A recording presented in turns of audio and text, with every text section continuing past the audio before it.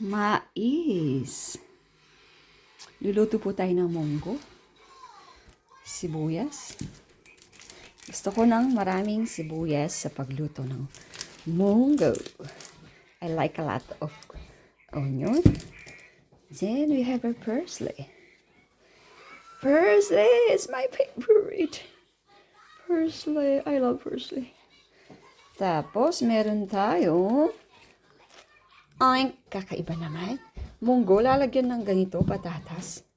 Oo, pasensya na. Masarap din. Try nyo po.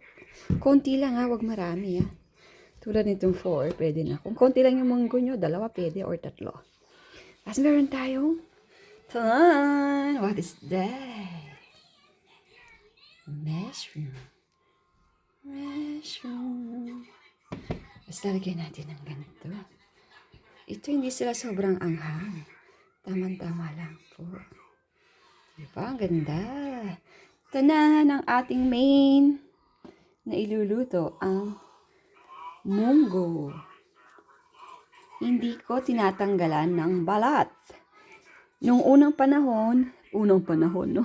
Especially yung nanay ko, kapag siya ang nagluto ng munggo, talagang creamy. Natatanggalan yung balat. Kailangan niyang tanggalin yung balat. Tapos, ang pinaka natitira, yung mismong laman na lang ng munggo. Pero, sa panahon natin ngayon, hindi pwedeng itapon yung balat. Vitamin yon. Para sa akin may vitamin yung balat. Ayokong tanggalin. Lalong mahirap. Mahirap ang buhay. Tatapon mo. Sayang, di ba? Parang ganito lang yon. Kapag kinuha mo lang yung sabaw at saka yung laman dyan, parang bilis sa lapi, tapon kalahati. Okay, thank you so much. Yung flowers ko.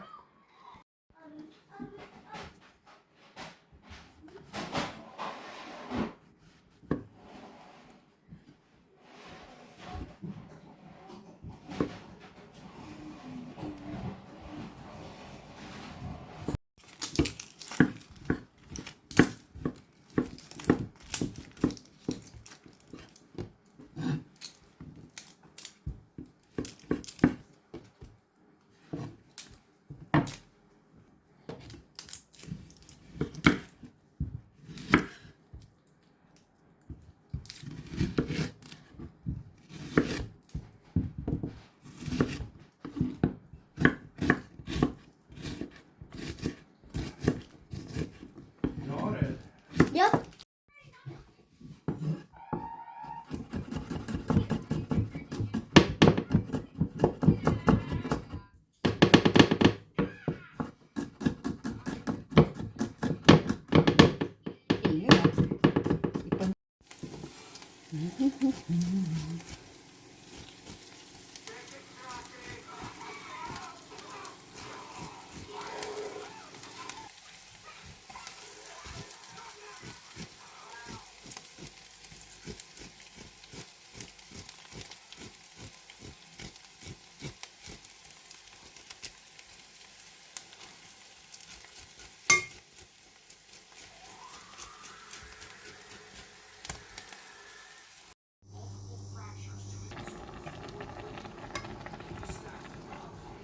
Ito na po yung ating munggo na may mushroom at ng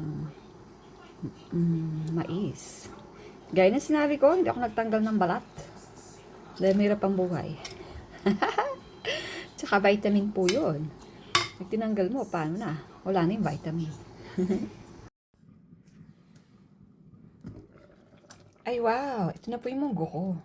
Hindi po kayo magsisisi kung ganito po ang gagawin ninyo. Ang sarap. Wala pong karne yan, pero masarap.